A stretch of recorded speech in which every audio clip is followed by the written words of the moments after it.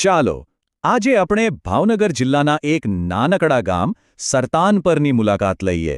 અહીં એક એવી જગ્યા છે જ્યાં શિક્ષણનો અર્થ પુસ્તકો નથી પણ સ્નેહ અને હાસ્ય છે. આ કોઈ સામાન્ય શાળા નથી પણ ખરેખર એક મંદિર છે. તો ચાલો આ અનોખી આંગણવાડીની દુનિયાને થોડી નજીકથી જોઈએ. આ જગ્યા માટે બસ આટલું જ કહેવું પૂરતું છે. એક સુંદર અને હંમેશા ખુશનુમા આંગણવાડી. આ શબ્દો જ આખી વાત કહી દે છે. જુઓ, આ ખાલી ઈંટો અને સિમેન્ટની બનેલી ઇમારત નથી, પણ એક એવું જીવંત, ધબકતું કેન્દ્ર છે જ્યાં બાળકોની કિલકારીઓ અને ખુશીઓ હંમેશા ગુંજતી રહે છે. તો અહીંયા દિવસની શરૂઆત કેવી હોય છે? વેલ, અહીંની દરેક સવાર જાણે એક નવી જ ઊર્જા લઈને આવે છે. જેવો સવારનો સૂરજ ઉગે અને એના કિરણો આ રંગબેરંગી દિવાલો પર પડે ને, બસ આખી જગ્યા નાના નાના બાળકોના ઉત્સાહ અને કલરવથી જીવંત થઈ ઉઠે છે. જરા વિચારો, એવી કઈ જગ્યા હોય જ્યાં બાળકો રડતા રડતા નહીં પણ દોડીને હસતા હસતા આવવા માંગે? અહીં બરાબર એવું જ થાય છે. બાળકોને કોઈ મજબૂરીથી નથી મોકલતું, એ લોકો ખુશીથી દોડીને આવે છે.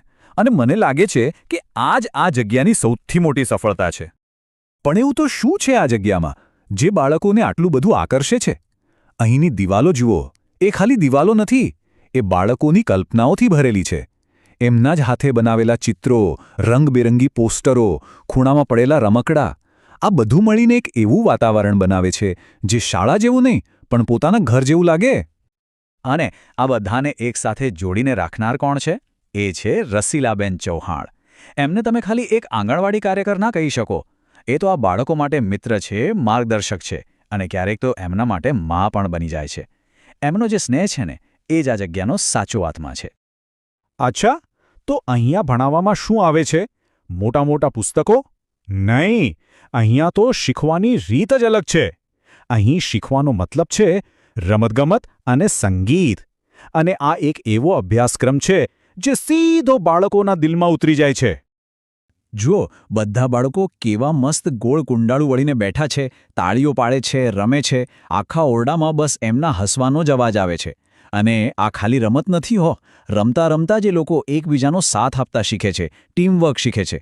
શુદ્ધ આનંદ દ્વારા મળતું આ જીવનનું પહેલું શિક્ષણ છે. અને પછી વારો આવે છે ગીત સંગીતનો. રસીલાબેન એક બાળગીત શરૂ કરે અને બસ આખો ક્લાસ એમની સાથે ગાવા અને નાચવા લાગે છે. આ ખાલી મસ્તી નથી પણ એમના શારીરિક અને માનસિક વિકાસને પ્રોત્સાહન આપવાની એક ખૂબ જ સુંદર રીત છે. હવે કદાચ એવું લાગે કે અહીંયા ખાલી મસ્તી જ થાય છે, પણ એવું બિલકુલ નથી. આ બધી મસ્તીની પાછળ એક મજબૂત શૈક્ષણિક પાયો પણ તૈયાર થઈ રહ્યો છે. અહીં જ્ઞાન કોઈ બોજ નથી પણ રમતનો જ એક ભાગ છે. કોઈ મોટી મોટી ટેકનોલોજી નહીં, સાવ સાદા બ્લેકબોર્ડ અને ચાર્ટ. અને એનાથી જ રસીલાબેન બાળકોને અક્ષરો, આકારો અને રંગોની જાદુઈ દુનિયામાં લઈ જાય છે. શીખવાની પ્રોસેસ એટલી મજાની છે કે બાળકો જાણે કોઈ રમત રમી રહ્યા હોય એમ પૂરા ધ્યાનથી બધું શીખી લે છે. સારું, આ તો થઈ ભણવાની વાત.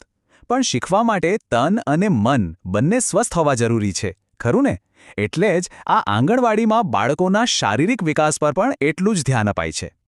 તો દરરોજ અહીંયા બાળકો માટે ગરમાગરમ પૌષ્ટિક જમવાનું બને છે. ક્યારેક ખીચડી તો ક્યારેક દાળ ભાત કે પછી મીઠો શીરો. દરેક વાનગી પ્રેમથી બને છે અને બધા બાળકો સાથે બેસીને ખાય છે. અને સાથે મળીને જમવાથી ભાઈચારાની જે ભાવના કેળવાય છે, એનાથી મોટી શીખ બીજી કઈ હોય? અહીંયા શિક્ષણ ખાલી અક્ષરો અને આકારો પૂરતું સીમિત નથી. અહીંયા તો બાળકોને નાનપણથી જ આપણી સંસ્કૃતિ અને પરંપરાઓ સાથે પણ જોડવામાં આવે છે. જેમ કે દિવાળી હોય તો આખી આંગણવાડી દીવડાઓની રોશનીથી ઝગમગી ઉઠે છે. બાળકો સાથે મળીને આ તહેવાર ઉજવે છે અને એનું મહત્ત્વ સમજે છે.